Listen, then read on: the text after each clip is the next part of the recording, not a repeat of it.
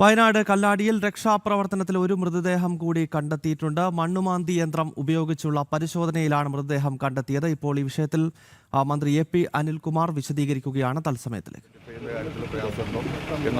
അറിഞ്ഞതിന് ശേഷം ഐഡന്റിഫൈ ചെയ്യാൻ ബുദ്ധിമുട്ടില്ലെങ്കിൽ അത്ര പ്രയാസങ്ങളില്ല. അപ്പോൾ അതിനകത്ത് എന്തെങ്കിലും പ്രയാസങ്ങളുണ്ടെങ്കിലാണ് DNA ബന്ധപ്പെട്ട കാര്യങ്ങളൊക്കെ മുന്നോട്ട് പോകുന്നത്. അത്തരം കാര്യങ്ങളൊക്കെ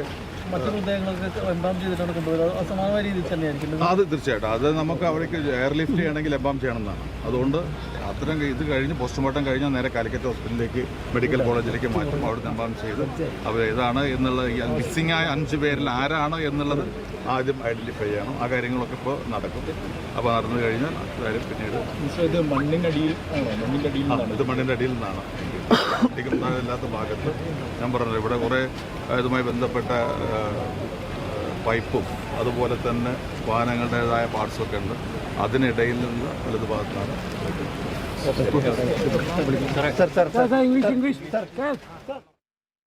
വളരെ പ്രധാനപ്പെട്ട ഒരു അപ്ഡേഷനാണ് വയനാട് കല്ലാടിയിലെ ദുരന്തവുമായി ബന്ധപ്പെട്ട് വരുന്നത്. രക്ഷാപ്രവർത്തനത്തിൽ ഒരു മൃതദേഹം കൂടി ഇപ്പോൾ കണ്ടെത്തിയിരിക്കുകയാണ്. മണ്ണുമാന്തി യന്ത്രം ഉപയോഗിച്ചുള്ള പരിശോധനയിലാണ് ഈ മൃതദേഹം കണ്ടെത്തിയത്.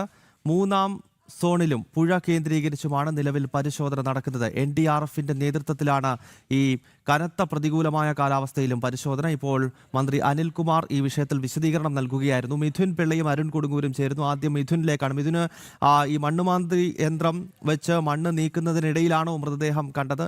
ഇത് ആരുടെ മൃതദേഹമാണ് എന്ന് സംബന്ധിച്ചൊരു വ്യക്തത വന്നിട്ടില്ല എന്നാണല്ലോ മന്ത്രി പറയുന്നത്. മറ്റു വിശദാംശങ്ങൾ എന്താണ്?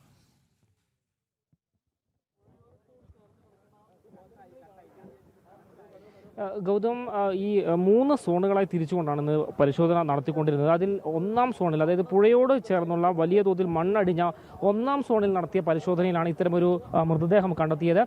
മണ്ണുമാന്തി യന്ത്രം ഉപയോഗിച്ച് മണ്ണ് നീക്കം ചെയ്യുന്നതിനിടെ JCBയുടെ കയ്യിലാണ് ഇത്തരത്തിലൊരു മൃതദേഹം കുടുങ്ങിയത്. ഉടൻ തന്നെ NDRFിൻ്റെയും അതുപോലെ കേരള ഫയർ ആൻഡ് റെസ്ക്യൂവിൻ്റെ ആളുകളൊക്കെ തന്നെ അവിടെ എത്തുകയും ആ മൃതദേഹം സ്ട്രെച്ചറിലാക്കി പെട്ടെന്ന് തന്നെ ആംബുലൻസ് കയറ്റി ആശുപത്രിയിലേക്ക് കൊണ്ടുപോവുകയാണ് ഉണ്ടായത്. വൈത്തിരിയിലെ ആശുപത്രിയിലേക്കാണ് മൃതദേഹം കൊണ്ടുപോയതെന്നാണ് അല്പസമയം മുമ്പ് മന്ത്രി എ.പി. അനിൽകുമാർ നമ്മോട് വ്യക്തമാക്കിയത്. ഇത് ആരുടെ മൃതദേഹമാണ് എന്നതിനെ സംബന്ധിച്ച് ഇതുവരെ ഒരു വ്യക്തതയില്ല. കാരണം നിലവിൽ 5 പേരെയാണ് ഈ ഒരു മണ്ണിനടിയിൽ നിന്ന് കണ്ടെത്താനുള്ളതിൽ ഒരാളെയാണ് കണ്ടെത്തിയിരിക്കുന്നത്. കഴിഞ്ഞ ദിവസം തന്നെ ഈ 1, 2, 3 സോണുകളിൽ ഇത്തരത്തിൽ ആളുകൾ ഉണ്ടാകാൻ സാധ്യതയുണ്ട് എന്ന് നേരത്തെ തന്നെ പറഞ്ഞിരുന്നു. അതിൻ്റെ അടിസ്ഥാനത്തിൽ തന്നെയാണ് ഈ 3 സോണുകൾ കേന്ദ്രീകരിച്ച് ഇന്ന് രാവിലെ തൊട്ട് തന്നെ തെരച്ചിൽ ആരംഭിച്ചത്. ആ തെരച്ചിലിനിടെയാണ് ഇത്തരത്തിൽ ഒരു ആളുടെ മൃതദേഹം കണ്ടെത്തുന്നൊരു സാഹചര്യം ഉണ്ടായത്. ഏതായാലും ആ സോണിൽ കൂടുതൽ ആളുകൾ, ബാക്കിയുള്ള 4 പേരെയും കൂടെ കണ്ടെത്താൻ സാധിക്കുമെന്നൊരു പ്രതീക്ഷയാണ് ഉള്ളത്. അതിൻ്റെ അടിസ്ഥാനത്തിൽ ആ മേഖല കേന്ദ്രീകരിച്ച് തിരച്ചിൽ നടത്താൻ തന്നെയാണ് നിലവിൽ തീരുമാനിച്ചിരിക്കുന്നത്. ഇപ്പോൾ പുഴയും അതുപോലെ തന്നെ പുഴയോട് ചേർന്നുള്ള ഭാഗങ്ങളും കേന്ദ്രീകരിച്ചുകൊണ്ടുള്ള പരിശോധനയാണ് ഇപ്പോൾ നടന്നുകൊണ്ടിരിക്കുന്നത്. അതിനിടയിലാണ് ഈ 1-ാം സോണിൽ നിന്ന് ഇത്തരത്തിലുള്ള ഒരാളുടെ മൃതദേഹം കിട്ടിയത്. ആരുടേതാണ് എന്നതിനെ സംബന്ധിച്ചൊരു വ്യക്തതയില്ല. അതിലും ആശുപത്രിയിൽ കൊണ്ടുപോയി കൂടുതൽ പരിശോധനകൾ അല്ലെങ്കിൽ തിരിച്ചറിയലടക്കം നടത്തിയതിന് ശേഷം മാത്രമേ ഇത് ആരുടേതാണ് എന്നതിനെ സംബന്ധിച്ചൊരു വ്യക്തത വരികയുള്ളൂ. ഇതോടൊപ്പം തന്നെ ബാക്കിയുള്ള ആളുകൾക്കായി 4 പേർക്കായി ഇപ്പോഴും തിരച്ചിൽ തുടരുന്നുണ്ട്. അതേ മേഖലയിൽ തന്നെ മണ്ണുമാന്തി യന്ത്രം ഉപയോഗിച്ചുള്ള പരിശോധന ഇപ്പോൾ തുടരുന്നുണ്ട്. ഗൗതം, ഓക്കെ.